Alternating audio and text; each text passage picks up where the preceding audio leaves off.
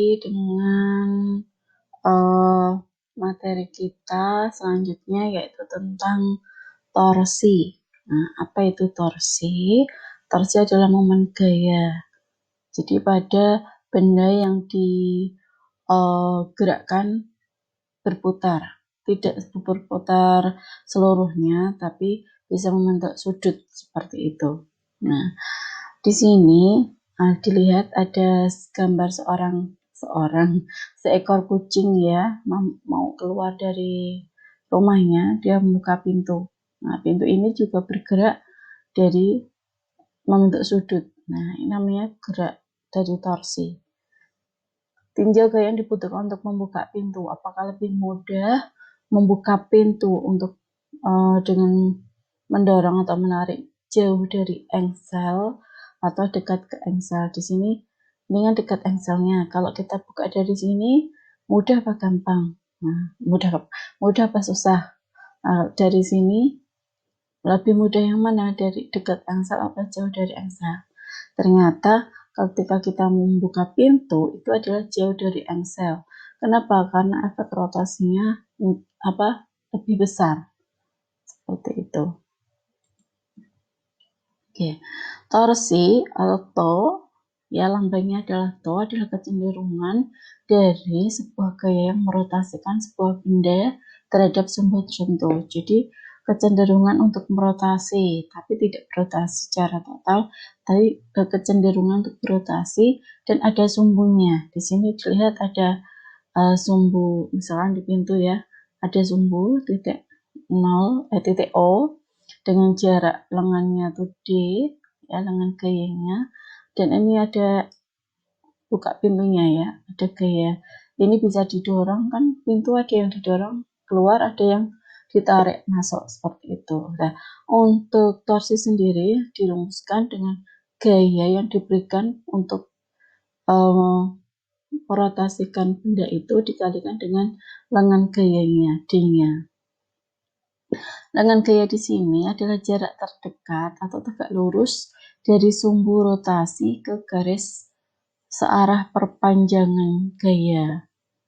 Nah, di sini kalau misalkan untuk ini sebuah kunci ya. Kunci ini diambil untuk D-nya, lengannya itu sama dengan ini misalkan lengan gayanya dari sini ke sini. Ini kan sumbunya. Ini titik putarnya ya kan. Nah, tapi di sini untuk D-nya tuh diambil di sini, tegak lurus dari sumbu rotasinya. Kan ini ke bawah ke atas gitu ya. Jadi D sama dengan L sin theta. Sini. Nah, untuk satuan dari torsi sendiri, kalau satuan dalam SI adalah Newton meter atau Nm. Torsi itu merupakan besaran vektor, jadi mempunyai arah. Arahnya itu kemana? Dia adalah tegak lurus terhadap bidang yang memuat lengan dan gaya. Ya. Arah dan tanda dari torsi, jika torsinya itu diputar berlawanan jarum jam, dia nanti tandanya positif. Tapi kalau dia searah jarum jam, maka torsinya bertanda negatif. Diingat-ingat ya. Kalau yang berlawanan itu malah positif, kalau yang searah dia menjadi negatif. Nah, bagaimana jika dua atau lebih gaya yang berada bekerja pada lengan-lengan gaya? Nah, di sini pusatnya di sini. Ada ini ya, anak main aingan. Berarti kan ada torsi membentuk sudut ya dari pusatnya, sumbunya. Nah, bisa ke bawah ini ya, jungkit-jungkit seperti itu. Nah, torsineto ini jumlah semua rotasi yang dihasilkan oleh semua gaya. Jadi yang dilihat apa? Arah dari rotasinya. Ya. Kalau berlawanan dia positif, kalau searah dia negatif. Nah, torsi dan kesetimbangan di sini ada gambar batu besar. Kenapa dia tidak jatuh? Karena dia ada kesetimbangan di sini, ya. Dimana sigma F itu sama dengan 0 baik X maupun Y-nya. Gaya netonya jadi harus sama dengan 0. Jadi untuk syarat kesetimbangan dari torsi yang pertama adalah syarat gayanya harus 0. Terus syarat yang kedua, dia harus punya torsi yang juga harus sama dengan 0 nilai torsinya. Nah, ada kesetimbangan rotasi, ada kesetimbangan translasi. Jadi di sini translasi dan rotasi harus seimbang, harus sama dengan 0 gitu ya. Torsi netral sama dengan 0 tidak berarti tidak ada gerak rotasi. Sebuah benda yang berotasi dengan kecepatan sudut dapat sedang berada dalam pengaruh torsi neto 0. Ini analogi dengan keadaan translasi di mana gaya neto 0 tidak berarti benda tidak bergerak. Jadi meskipun neto gayanya 0 itu enggak berarti bahwa benda itu bergerak. Benda bergerak itu juga bisa gaya netonya sama dengan 0 gitu ya. Nah, sejauh ini torsi neto sama dengan 0. Nah, bagaimana jika tidak sama dengan 0?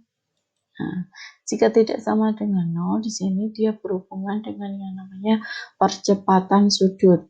Ketika benda tegar ya mengalami torsi neto tidak sama dengan 0, maka akan mengalami yang namanya percepatan sudut.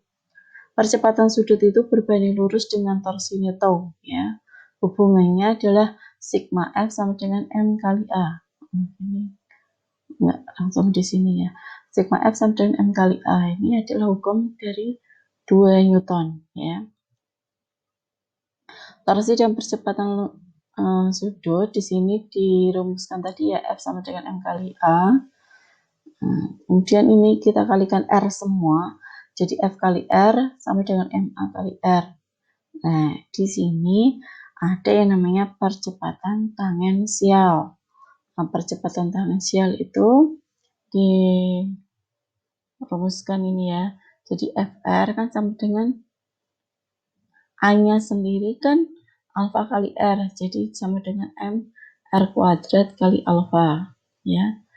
A atau percepatan tangensial sama dengan R alfa.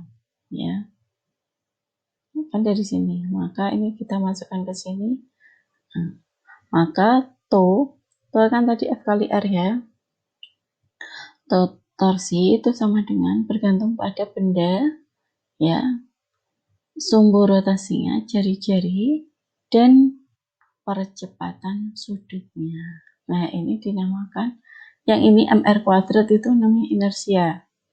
Nah, jadi to sama dengan I kali alfa. Bisa ditulis seperti itu. Nah, inersia ini ya. Percepatan sudut berbanding terbalik dengan analogi massa dalam sistem yang berotasi. Ya, di sini. Nah, satuan dari to itu adalah bukan satuan to. Satuan dari inersia itu adalah kilogram meter kuadrat. Satuan to apa tadi? Newton meter ya.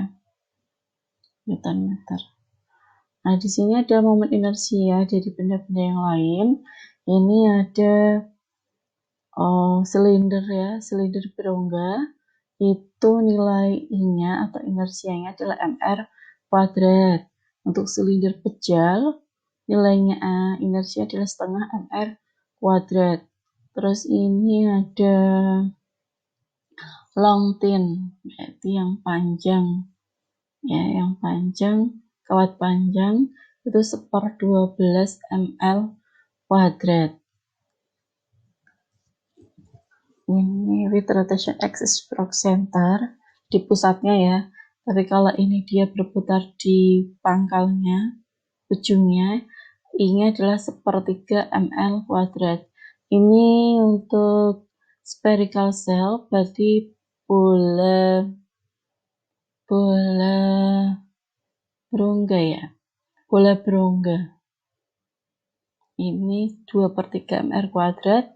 Kalau bola pejal solid sphere itu 2/5 mr kuadrat. Ini thin spherical cell, berarti dia bola yang tipis ya, berongga tipis berongga, maaf.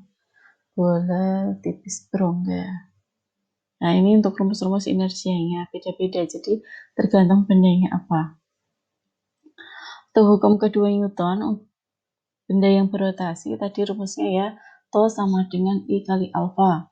Jadi berbanding lurus dengan yang namanya percepatan sudut. Jadi percepatan sudut berbanding lurus dengan torsi neto. Percepatan sudut berbanding terbalik dengan inersianya. Jadi kalau ini kita tuliskan sama dengan gini. Ya, sama dengan ya alfanya. Jadi percepatan sudutnya itu sama dengan sigma tau dibagi I. Jadi dia berbanding lurus dengan torsi netonya, dan berbanding terbalik dengan inersianya. Terdapat perbedaan yang penting antara momen inersia dan massa. Momen inersia tadi rumusnya apa? Tadi kan kalau yang secara umum kan mr kuadrat ya rumusnya. Diingat-ingat ya. Kilogram meter kuadrat. Nah, bergantung pada kuantitas materi dan distribusinya, jadi tergantung dia tadi ya Pak, bendanya bentuknya seperti apa. Terus momen inersia juga bergantung pada posisi sumbu rotasinya, seperti itu. Oke, momentum sudut. Serupa dengan hubungan antara gaya dan momentum dalam sistem linier, di sini juga ada momentum sudut yang dilambangkan dengan L. Ya, L sama dengan I kali omega. Nah, kalau dihubungkan dengan torsinya, tau sama dengan delta L dibagi delta T. Jika torsi neto 0, momentum sudut menjadi konstan ya. Pernyataan kekekalan momentum sudut menyatakan bahwa momentum sudut dari sebuah sistem itu adalah kekal ketika apa? Torsi neto eksternal yang bekerja pada sistem itu sama dengan 0. Nah, jadi kalau delta T itu 0, maka momentum sudutnya itu kekal atau sama ya. Awal dan akhir itu sama. Inisial dan finish. Awal dan akhir. Oke. Energi total sistem yang berotasi. Di sini ada energi total juga yang bekerja pada benda yang berotasi ya pada sumbu tertentu dengan laju sudut atau kecepatan sudut omega. Energi kinetiknya kita tahu ya, setengah I omega kuadrat. Maaf, ini duanya di sini kuadrat. Nah, konsep energi dapat digunakan untuk penyederhanaan analisis gerak rotasi. Di sini energi mekaniknya juga kekal. Jadi awal dan akhir itu nilainya sama. Nah, ini namanya kekekalan energi ya. Ya, diingat untuk gaya konservatif tidak ada gaya disipasi. Jadi tidak ada yang mempengaruhi dari pergerakan rotasi ini. Jadi tidak ada yang namanya gaya geseknya. Nah, diingat-ingat. Oke, terima kasih. Sekian untuk penjelasan dari materi tentang torsi. Sekian dari saya. Kurang lebihnya mohon maaf. Assalamualaikum warahmatullahi wabarakatuh.